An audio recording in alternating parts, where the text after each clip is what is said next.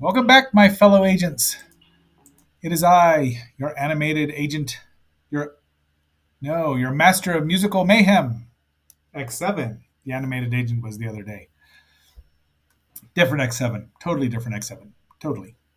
But today is Friday. That is Seven Song Friday, and we've got, I think, a relatively decent, an incredibly decent selection, I must say, for you today. And we're just going to get started here right away with our, as you might guess, I just used the first one here. It's called Meltdown by the Aquabats.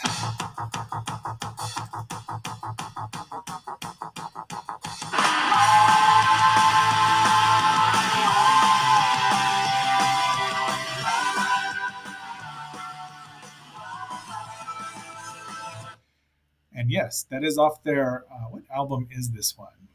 Where is Charge? DVD. Oh, DVD. 2005. So it is their fourth studio album. This is when they'd slimmed down from their ska group of, I don't know, 18 or 19 people. It's five people. It's the one that I think got the most recognition. This is not one of my favorite songs. It's called Meltdown because apparently somebody had a meltdown. Let's see if we can find out a little more about it. Whoa! It's also a loud meltdown now, isn't it? Come on, guys. Nope. So I've learned that you have to only do little bitty chunks of a song if you don't want YouTube to say, take it off and replace it with some other strange thing that they give you. Once again, my apologies to Janis Joplin. Anything?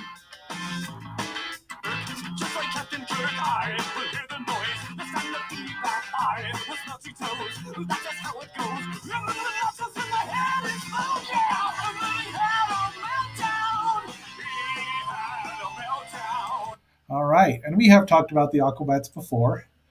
I greatly enjoy the concept of the rock and roll band, obviously, that are superheroes, hence my enjoyment of Kiss. They're still out and about and performing, so MC Bat Commander is pretty much the guy in charge of it. So I'm assuming the current members are Crash. There's a Catboy who does backing vocals, and anyway, Jimmy the Robot's still there. Chainsaw Prince of Karate, Courtney Pollock. So Ricky Fitness, Eagle Bones, Falcon Hawk. Well, yeah, everyone that's been there back and forth. So good song. We're going to the next one already, huh? All right. That is The Sounds, who we've talked about before, way back when. They are from Sweden. Sounds. That was awful. I need more practice with if I'm going to go into that sort of thing. This is called Mine for Life, and I'm hoping that my head is pounding harder and you're not here. I'll never hear. I had it once, but not anymore. And now I am tired, and now I am bored. So they're still performing here. This is from their 2002 debut album, Living in America, recorded in Stockholm. So you can kind of tell she's her English is quite good, but there's a bit of phoneticism there that you can hear. Much like if you listen to ABBA enough, you know that they did not their English wasn't as good, but it got better, I think. So they don't even have the second album. I don't even have something to click on. Yeah, thanks. Apparently, Quentin Tarantino, Dave Grohl, Farrell, all sorts of people were celebrity fan bases. A bunch of other people I don't even know, so or recognize their names. Like who is Bam Margera? Wasn't he was somebody once upon a time? Oops.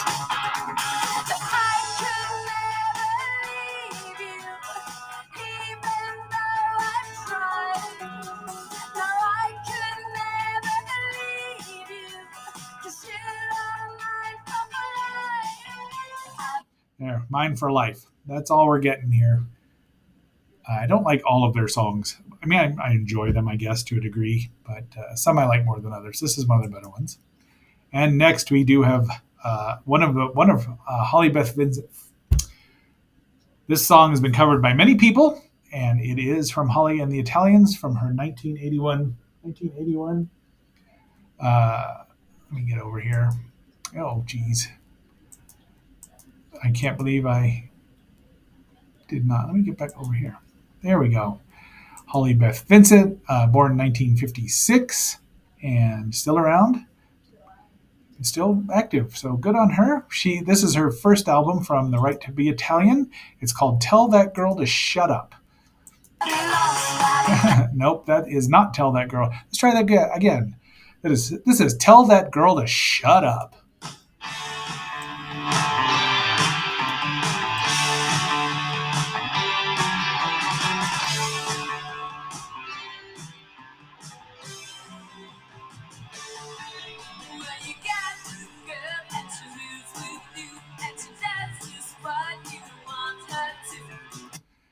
So apparently, this is about a girl who's friends with a boy, and he gets a girlfriend, but they don't like each other. So it was recorded in 1979, and then Transvision Vamp did a cover of it in 1988 on their debut album Pop Art. And also, I want to say that Tina and the Total Babes do a cover of it. So there's at least three, and it wouldn't surprise me if there were more. It's a very funny song, a little violent, but Holly was obviously a punk, and you probably should not have crossed her. So let's hear a little more of this.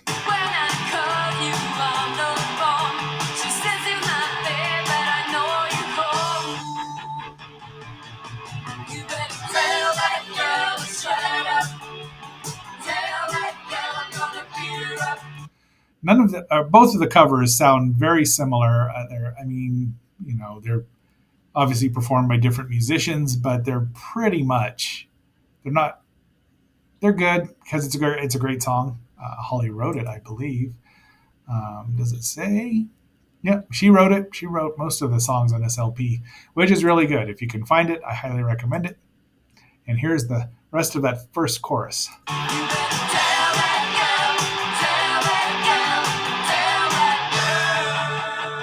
Uh-oh, who's that?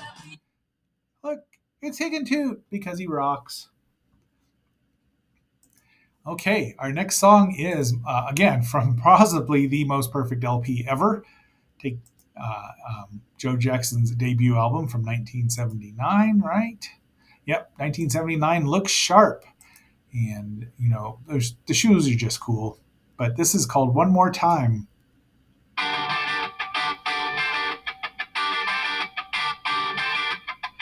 Time as I hold your hand that you don't love me.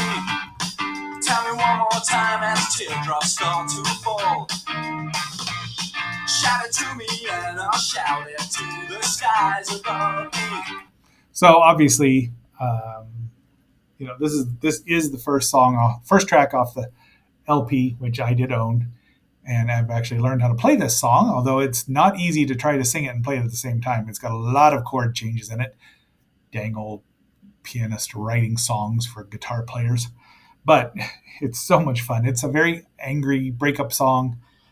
It's not angry, maybe he just doesn't understand at this point in time because it's probably fresh. And that's when you write the best songs, when you're in pain of anything, really. But and also when you're feeling, maybe not in pain, but when you're feeling a lot of emotion, that's when the best songs come out. I believe. It's what I believe. I also believe that the Battle of the Network Stars, well, now let's go with a different one. I believe that it was a mistake to buy a 30-story one-bedroom apartment. So here's a little more One More Time. But there was nothing after all.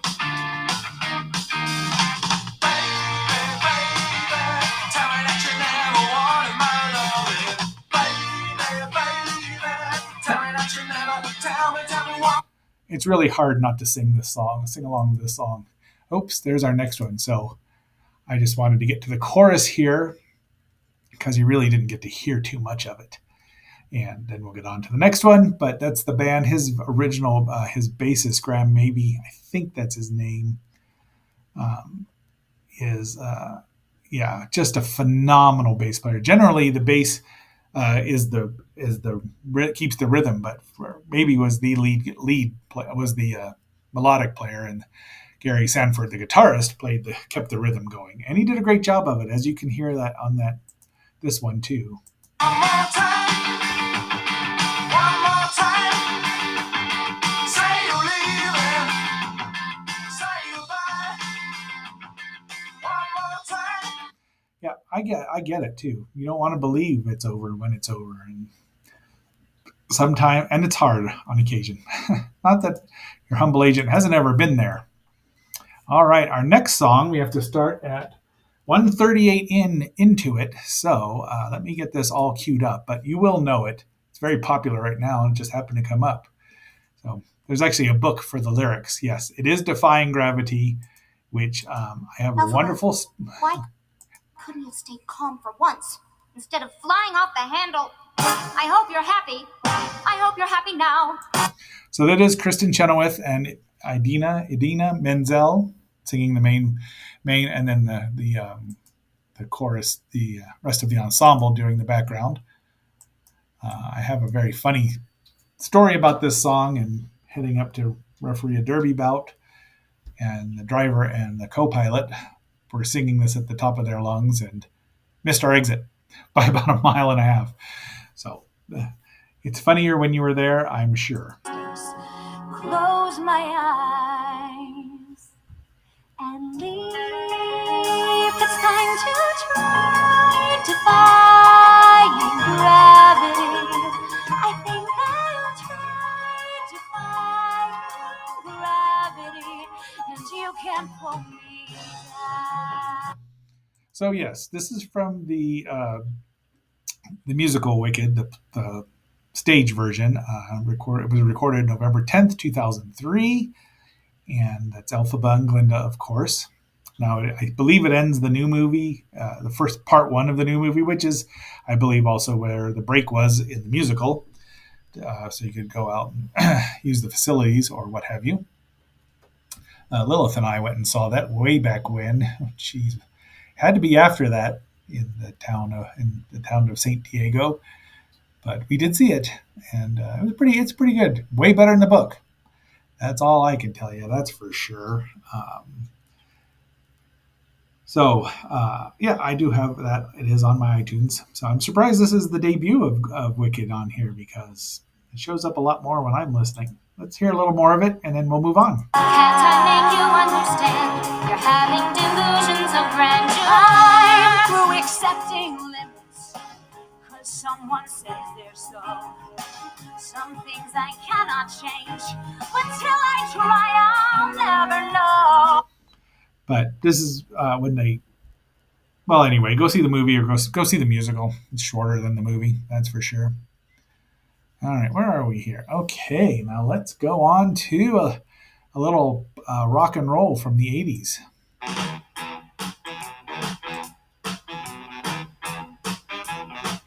When you touch my hand and you talk sweet talk, I get a knocking in my knees and a wobble in my walk, and I'm trembling and I'm shaking. When you take Now, that's the Blasters from their second album called The Blasters. And it's from 1981. Wow. This was such a this whole proto rock, roots rock and roll they were trying so hard to get over. And, the Stray Cats kind of did it, but they really only lasted a couple of years. And the Blasters, they tried so hard to get them hits, and them and X and all sorts of these roots rock and roll bands that just never quite did. I mean, even in the next one, John Mellencamp wrote him a song, and it's a good song. It's a great song, Colored Lights, and it didn't get him over. This video does have clips from the Seventh Voyage of Sinbad, which I thought would make Agent DA very happy, but I don't know. talk romance. My heart starts doing a St. Vitus dance, and I'm panting, and I'm shaking early in the morning time. So they should have been bigger. And there they are. They're still performing, I believe. Dave Alvin and his brother. Oh, his brother's not playing with him anymore. Actually, Dave Alvin's not playing. Phil Alvin's. I think Phil is the singer. But lots of there's. It's a four-piece band. Still friends with X. I'm sure that they've. Billy Zooms played with them. Yeah, so good band. All right, and we are now finally we're going back to the 70s and a pop song that I did not realize, in a band that I didn't realize that John Hall was in. Let's try this.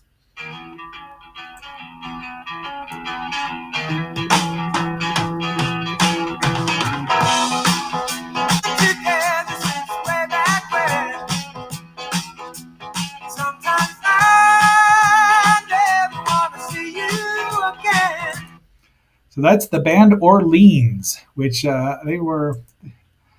Um, let's click back over here. Orleans, formed in 1972 in Woodstock, New York, by John Hall, Larry Hoppin, and Wells Kelly. And then they had some other people join on, and they're known for this hit and Dance with Me, and then probably had a lot of minor hits here and there. And but Dance with Me was number 6 in 1975, and Still the One was this one is number 5 from the album Wakin' and Dreamin'. Both of them were from this LP. Dance with Me, no. So just Dance with Me. Still the One is from Waking and Dreamin'. Boy, they were a furry bunch. Oh, we're not even looking at them. There they are singing the national anthem in Boston. I believe that's a current-ish picture. Probably not. And there's the EP. Let's listen to a little more of this. It's a very pleasant pop song.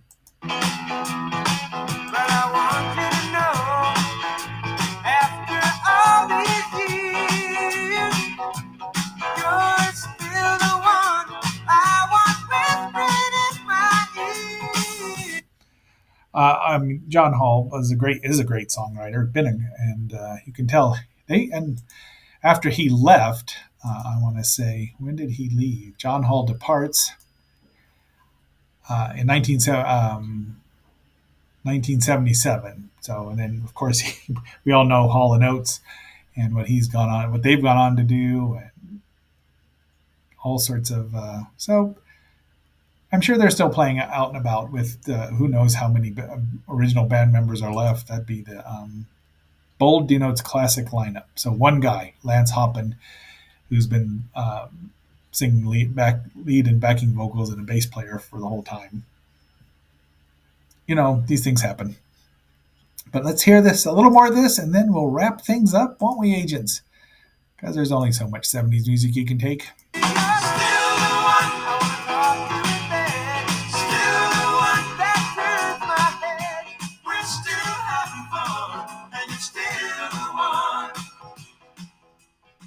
All right, that wraps up our